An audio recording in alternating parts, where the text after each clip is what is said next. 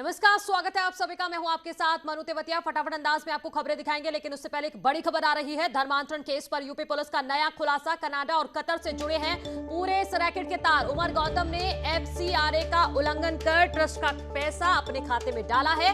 पैसे का गलत इस्तेमाल करता था उमर गौतम ने इरफान के साथ मिलकर मूक बधिरों का ब्रेन वॉश किया। धर्मांतरण को लेकर 27 जिलों के SP को पत्र लिखा गया है। ADG LO अब से कुछ देर पहले उन्होंने प्रेस कॉन्फ्रेंस की और उसके जरिए उन्होंने बहुत सारे बड़े खुलासे किए हैं। और सबसे बड़ा खुलासा यह है कि कनाडा और कतर से जुड़े हुए हैं इस पूरे रैकेट के तार। वहां से पैसा आता था, विदेशों से फंडिंग होती थी।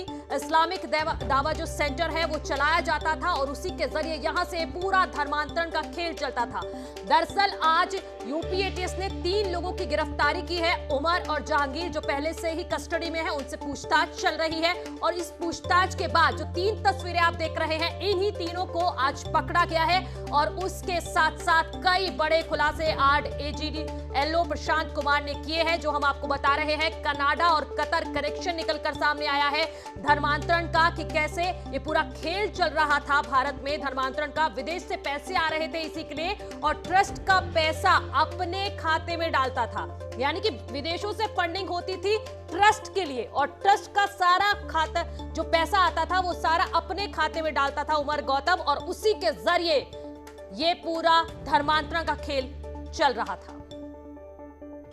और दूसरा राहुल भोला, जो कि उत्तम नगर नई दिल्ली के रहने वाला है, और मन्नू यादव, जो कि गुड़गांव हरियाणा के रहने वाला है। 3 व्यक्तियों को आज गिरफ्तार किया गया है। इरफान ख्वाजा खान एक इंटरप्रेटर है, जो कि दिल्ली में ministry of social justice and empowerment के अंदर एक डिपार्टमेंट है, department of empowerment of persons with disabilities, उसके अंदर इंटरप्रेटर का कार्य करता है। और इस कारण ही इसकी मूक एवं बधिर लोगों के बीच बहुत अच्छी पकड़ है। इरफान खान मूक बधिर को इस्लाम का ज्ञान देता है और गैर धर्म की बुराइयां बताता है, तथा तरह तरह के प्रलोभन देकर इस्लाम धर्म को अपनाने हेतु तैयार करता है। इसके पश्चात इस्लामिक दावा सेंटर में जाकर उमर गौतम के साथ मिलकर जहांगीर आलम से धर्मांतरण प्रमाण पत्र बनवाता है। उमर गौतम और जहांगीर आलम पूर्व में ही हमारे हिरासत में है। राहुल भोला भी एक मूकन बधिर व्यक्ति है, और इरफान खान के साथ मिलकर ये ऋषभ जुड़ गए हैं। ऋषभ, ADG LO ने पूरी मोडस ऑपरेंडी समझाई कि किस तरह से पूरा नेटवर्क चल रहा था। साथ ही साथ एक बात यहां पे नोटिस करने वाली है, टारगेट सिर्फ मूक बधिर लोग होते थे।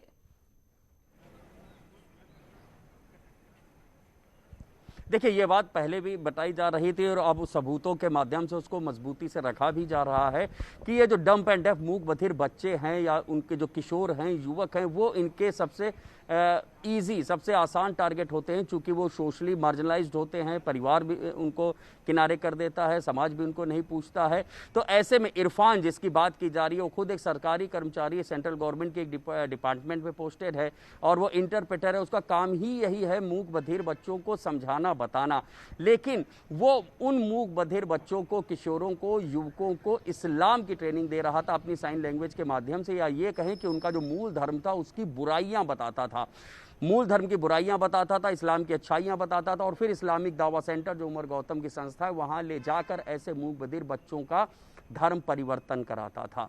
राहुल भोला का भी यही काम है। वो खुद भी मूक बधिर है और साइन लैंग्वेज सबको पढ़ाता सिखाता है, लेकिन वो भी इस गिरोह के प्रभाव में था, इस गिरोह से जुड़ा हुआ था, तो वो भी मूक बधिर बच्चों को इस तरह की ट्रेनिंग देता था। मन्नू यादव, जिसकी बात की जा रही है, जिसने कन्वर्जन करके अपना नाम अब्दुल मन्नान रख दिया, वो भी मूक बधिर बच्चा है, युवक है, और जुड़ा हुआ था इसी संस्था से। पहले वहां पर सीखता था, फिर इन सब के प्रभाव में आने के बाद वो अपने मूल धर्म को छोड़कर इस्लाम को अपना लेता है, अपने घर में मूर्तियों को तोड़ता भी है।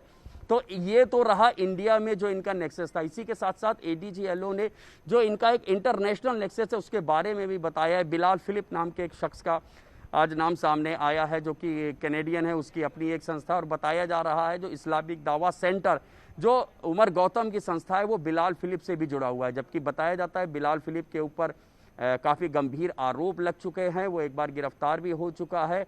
वो यूथ जितने हैं उनको इस्लाम अपनाने की प्रेरणा देता है। बिल्कुल बिल्कुल ऋषभ, यूथ जितने हैं उनको इस्लाम अपनाने की प्रेरणा इन तीनों के जरिए दी जाती थी। ये बड़े खुलासे आज एडीजीएलओ ने किया है। साथ ही साथ विदेशी फंडिंग का भी कनेक्शन सामने आया है।